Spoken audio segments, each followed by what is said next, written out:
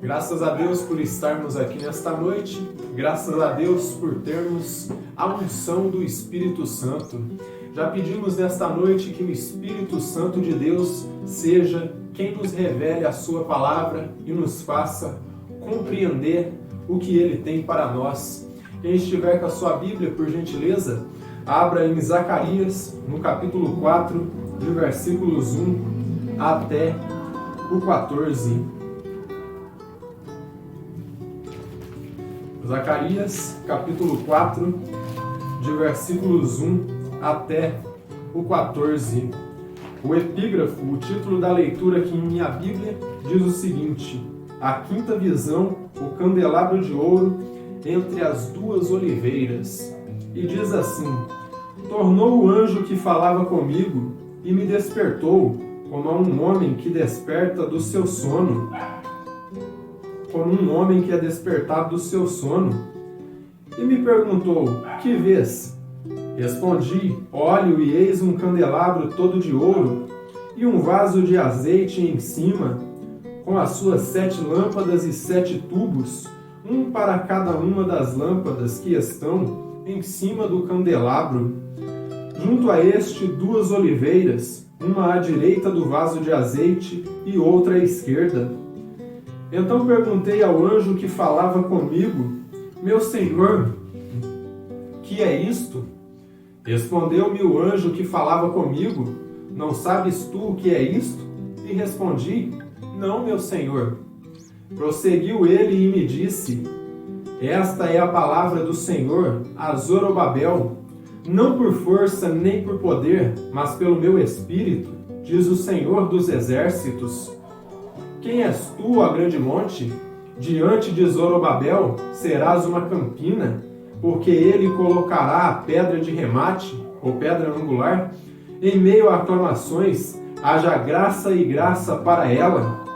Novamente me veio a palavra do Senhor dizendo: as mãos de Zorobabel lançarão os fundamentos desta casa, elas mesmas acabarão, para que saibais que o Senhor dos exércitos é quem me enviou a vós outros, pois quem despreza o dia dos humildes começos, esse alegrar-se-á vendo o prumo na mão de Zorobabel.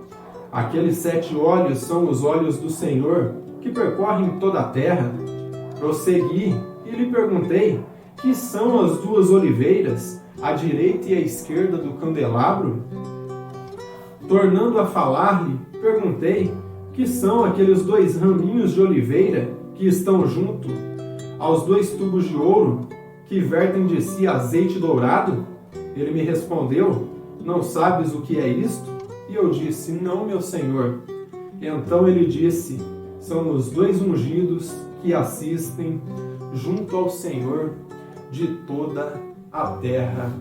Pois bem, lemos até aqui as Escrituras e pedimos que seja o Espírito Santo que nos ilumine e nos faça entender essa palavra que foi dada ao profeta Zacarias.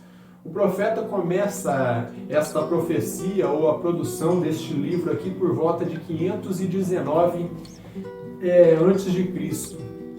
E isso quer dizer que o período em que Zacarias ele está escrevendo ou ele está dando esta profecia aqui é o período pós-exílio babilônico, que quer dizer que Esdras, Neemias, outros profetas ali como Ageu eram contemporâneos seu. O que quer dizer com isso? Que no mesmo período em que Zacarias está profetizando, esses outros homens estão produzindo as suas profecias também, produzindo os seus trabalhos, no caso aí do sacerdote ou escriba Esdras, que era um homem, como nós já estudamos em outra ocasião, um homem versado nas Escrituras, muito conhecedor da palavra da verdade, mas eles estavam fazendo seus trabalhos simultaneamente, cada um em seu devido lugar. Então, como eu disse, são contemporâneos de Zacarias, viveram no mesmo período que Zacarias estava vivo, viveram na mesma época. E nesse período, meus irmãos, Deus havia levantado dois grandes homens ali para a edificação do segundo templo. E quem seriam esses dois homens aí? Se você voltar um pouco atrás e ver ali o capítulo 13 de Zacarias, você vai ver mencionado o nome de um homem chamado Yeshua, ou ali Josué, ou Jesus mesmo, traduzindo como nós conhecemos. E esse sumo sacerdote Josué aí foi um homem que foi levantado por Deus juntamente com o príncipe, ou juntamente com o rei Zorobabel, para a reconstrução do templo. E nesse período Deus havia levantado dois grandes líderes aí no meio do povo hebreu. Um era o príncipe, o rei Zorobabel, e o outro era o sumo sacerdote Yeshua, ou Josué, ou como em outros textos aí do Velho Testamento ele aparece com o nome de Jesua, mas são os mesmos nomes, só que traduzidos de forma diferentes. Então, Zorobabel, o príncipe, o rei ali de Israel, juntamente com o líder espiritual que era o sumo sacerdote Josué. E como nós vemos aí à luz do contexto deste livro, claramente os judeus, quando ouviram a profecia aí de Zacarias, eles entenderam que esses dois raminhos de oliveira aí representavam tanto Zorobabel, o príncipe, o rei, como o sumo sacerdote Josué, pois eram as testemunhas, os dois líderes que Deus havia levantado ali. E na visão do profeta, pois eles eram os dois ungidos naquele momento.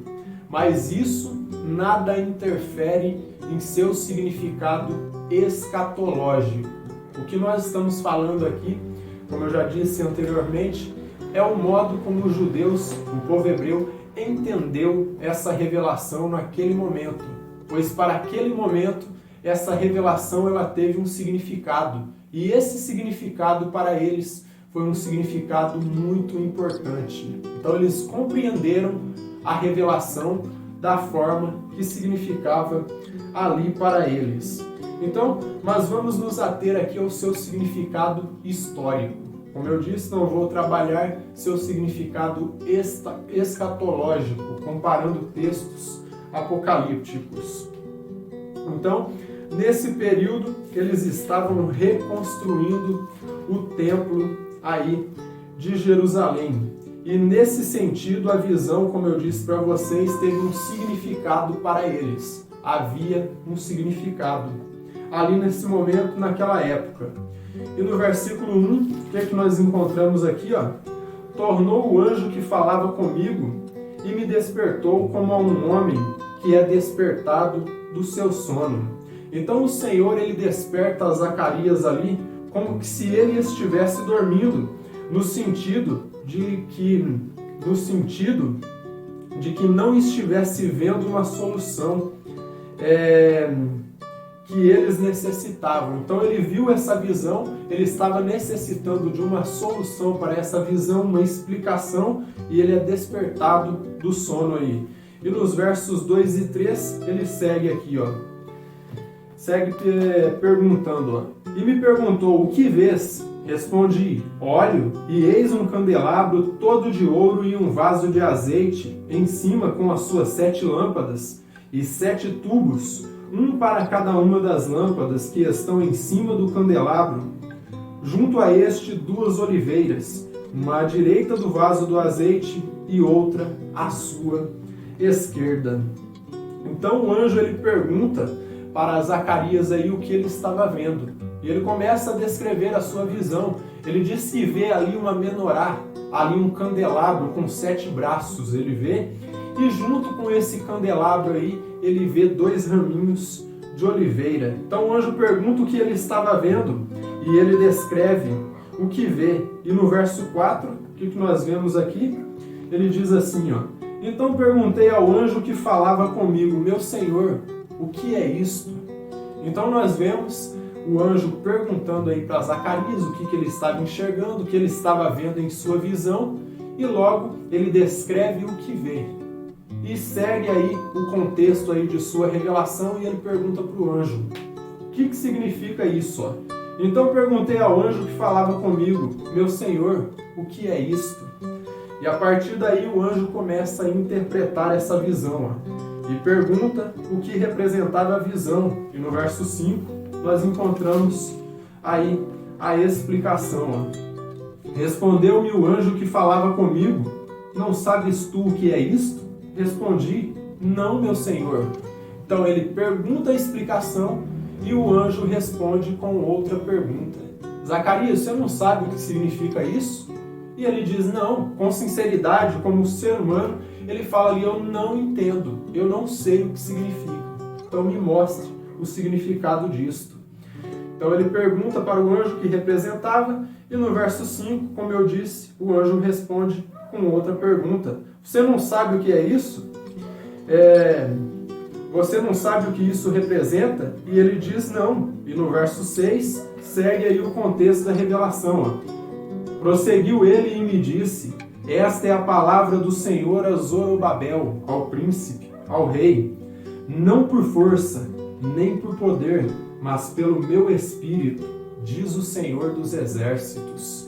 E a partir do momento que nós seguirmos lendo esse texto aqui, vocês vão começar a entender o porquê dessa advertência do Eterno para o príncipe, para o rei Zorobabel. Porque havia um monte de opositores contra a reconstrução ali do Templo de Jerusalém. E desta forma, Zorobabel talvez pudesse estar pensando em pegar em armas e botar esses opositores para fora. E o Senhor diz para ele: não por força, nem por violência, mas pelo meu espírito, diz o Senhor dos exércitos. Então, desta forma, essas duas testemunhas que estavam ali, que eram o príncipe Zorobabel e o sumo sacerdote Josué, deviam se manter confiantes na unção do Espírito Santo, que este templo seria construído. Então, no versículo 6, nós chegamos ao versículo-chave dessa passagem. E o porquê? Pois ele esclarece tudo ao declarar que não é nem por força, nem por violência, nem por poder humano, mas pelo meu Espírito, diz o Senhor dos exércitos. Então, através dos dois ungidos, Josué, o sumo sacerdote, e o rei Zorobabel. Então era dessa forma que Deus estaria trabalhando, através desses dois ungidos de Deus aí. O príncipe, que era o rei Zorobabel, e o sumo sacerdote. Seriam os instrumentos que Deus estaria usando ali para a reconstrução do templo. Então vamos seguindo aqui, ó. E nesse sentido, o Senhor ele queria que eles confiassem na força do seu poder, na força do seu Espírito Santo. Ele não queria que eles confiassem em exércitos humanos ou em poder de armas humanas, mas que eles confiassem e dependessem do Espírito Santo. Desta forma, o candelabro, a menorá, com os dois raminhos de oliveira ali, representavam a influência do Espírito Santo diante desses dois homens aqui. Representava a influência do Espírito Santo, representava a presença de Deus, era o que representava o candelabro, o Espírito Santo no meio deles. Versículo 7, ó. As mãos de Zorobabel lançarão fundamentos desta casa. E aqui ele começa a salientar que quem vai lançar o fundamento da construção do templo ali é Zorobabel, é o príncipe, é o rei. E ele diz aqui, ó, vamos seguindo, ó, vamos ver aqui o versículo 7, ó. Quem és tu, ó grande monte, diante de Zorobabel? Serás uma campina, porque ele colocará a pedra de remate em meio a aclamações. Haja graça e graça para ela. Então aqui ele começa a falar do grande monte. E esse grande monte aqui provavelmente significa o grande monte de opositores. Então o que ele está querendo explicar aqui? Mas vamos ler de verso 7 até o 10, ó. Então vamos seguir aqui, ó. Novamente me veio a palavra do Senhor dizendo: as mãos de Zorobabel lançarão os fundamentos desta casa, elas mesmas a acabarão, para que saibais que o Senhor dos exércitos é quem enviou a vós outros. Pois quem despreza o dia dos humildes começos, esse alegrar-se-á vendo o prumo na mão de Zorobabel. Aqueles 7 olhos são os olhos do Senhor, que percorrem toda a terra. E aqui nós vemos uma pausa aí da visão. Só que começa outra coisa, ó. Uma pausa da visão no conteúdo da mesma, mas faz alusões à oposição de alguns judeus com relação à construção do templo. E aqui ele começa a mencionar, quando eu digo alusão, é fazendo uma rápida menção a esse grupo de opositores aí que existia no tempo do sumo sacerdote Josué e o príncipe Zorobabel. E ele diz aqui, ó, com relação à reconstrução do templo, quando eles souberam, e houve um motivo ali para eles se tornarem opositores, quando eles souberam que esse segundo templo que eles iriam construir ali seria muito menor em esplendor do que o primeiro templo.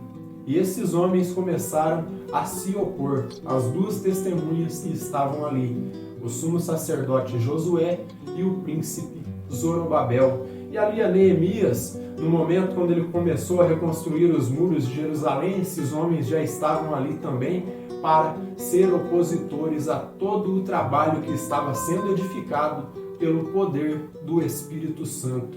Porque se vocês prestaram atenção no texto aí, disse que era para ver que quem estava operando no meio deles ali era Zorobabel e Josué, ou era Deus? Era Deus que estava agindo entre eles. Então, quando eles souberam que esse templo seria menor que o construído por Salomão, o que Zacarias chama de grande monte. Então, esse grande monte que ele fala aí, possivelmente era o grande monte de opositores que estavam ali, que tinham seus líderes, que me fugiu da memória o nome ali, não me lembro se era Sambalate e Tobias, uma coisa assim, era o nome dos líderes ali que estavam se opondo à reconstrução dos muros de Jerusalém e também do segundo templo.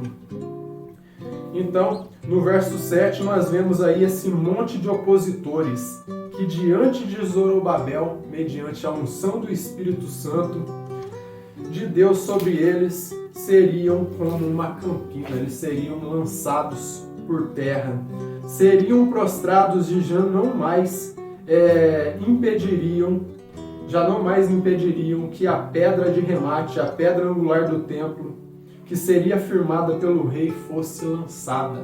Então eles seriam lançados por terra, seriam prostrados, seriam derrotados, não por força, não por violência, mas pelo Espírito Santo que estava no meio deles, e dessa forma, essa pedra fundamental do templo seria fundamentada ali por Zorobabel, o príncipe, este rei que estava ali.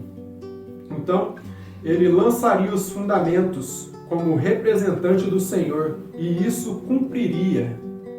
se cumpriria para a confirmação de que Zacarias era, de fato, um profeta de Deus. Porque era o que ele estava profetizando, o que ele estava demonstrando ali é que a unção do Espírito Santo iria firmar a construção do segundo templo. Então, e aqueles que desprezavam esse dia das humildes coisas, ou seja, a edificação do templo, se alegrariam ao ver o Espírito do Senhor agindo entre eles. E outra profecia dada aqui por Zacarias, de que aqueles opositores, quando vissem esse dia aí dos humildes começos aí da construção, da edificação do templo, sendo edificado pelo Espírito Santo, eles próprios se alegrariam. E o que estaria acontecendo? A unção do Espírito Santo estaria provocando uma mudança de caráter nesses homens, para que o mundo pudesse ver que o Espírito Santo ele influencia no coração pecaminoso do ser humano. E de versos 11 até o 14 diz assim, ó: prossegui e lhe perguntei, que são as 2 oliveiras, à direita e à esquerda do candelabro?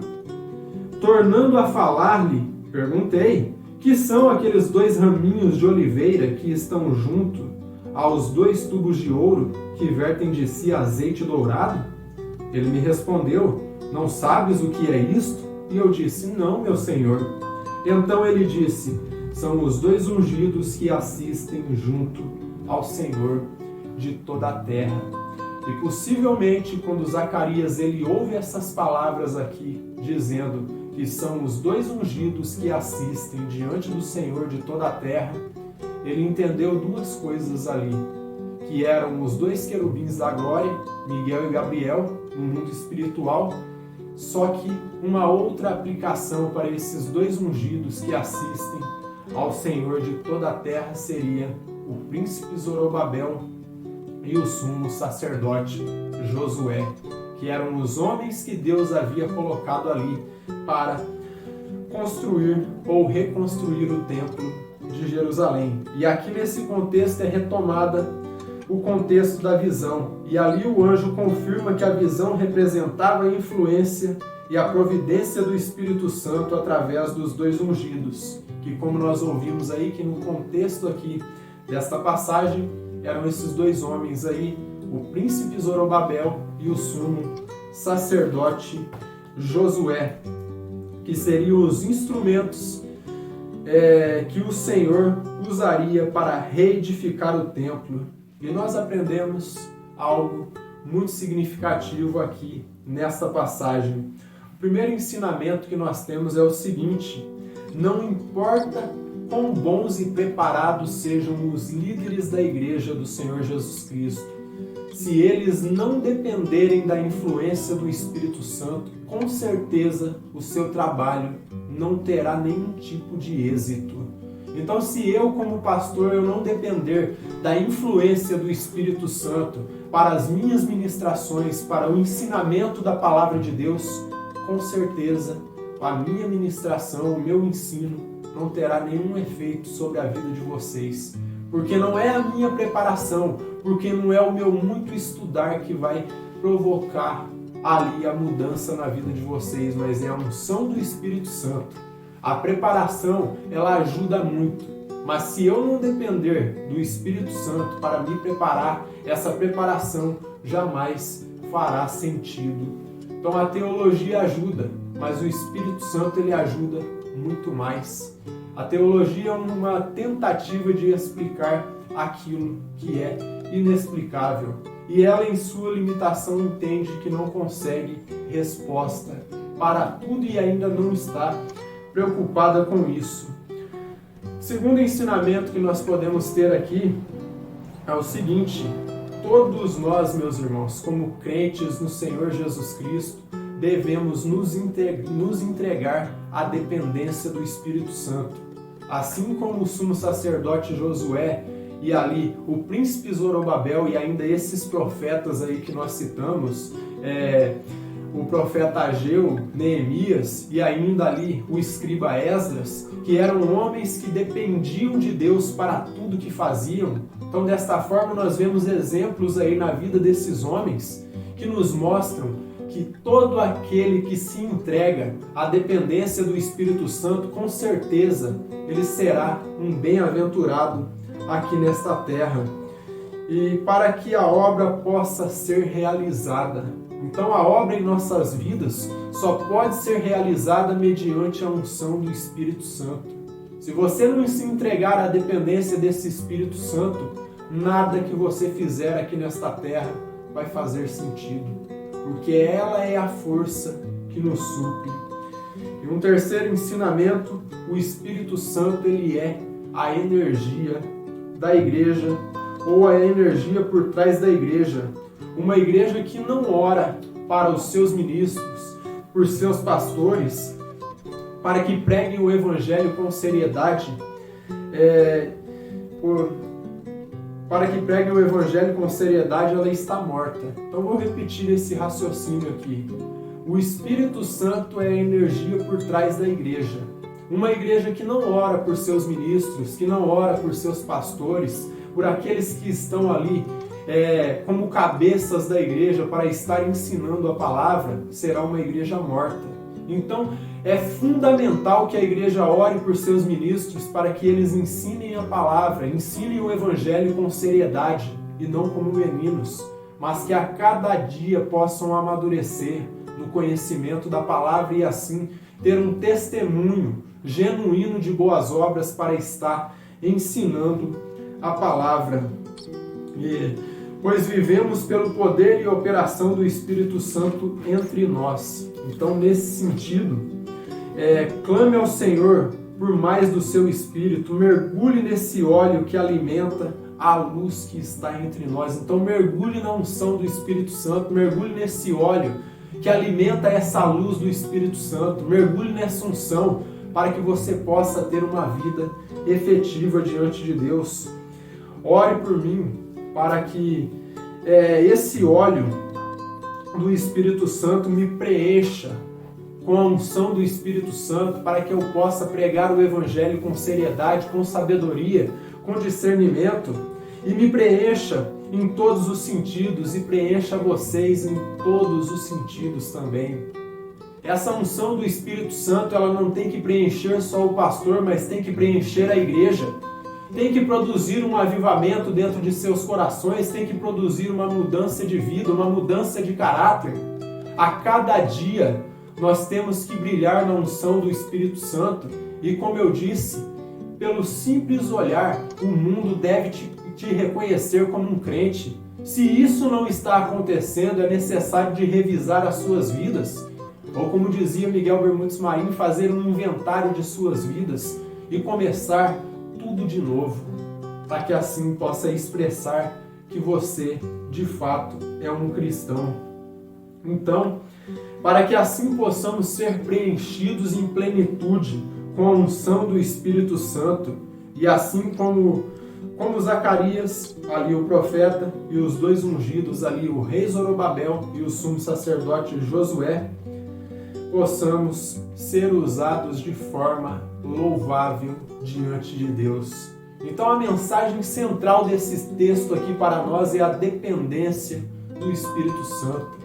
Em suas orações vocês devem pedir que o Espírito Santo me preencha com essa unção para que eu possa ensinar verdadeiramente a palavra de Deus e possa preencher vocês, para que esse Espírito Santo, assim como produziu um avivamento entre os povos ali, hebreus, ali na cidade de Jerusalém, possa produzir um avivamento, primeiramente dentro de vossos corações. E quando esse avivamento for produzido, haverá uma transformação de caráter.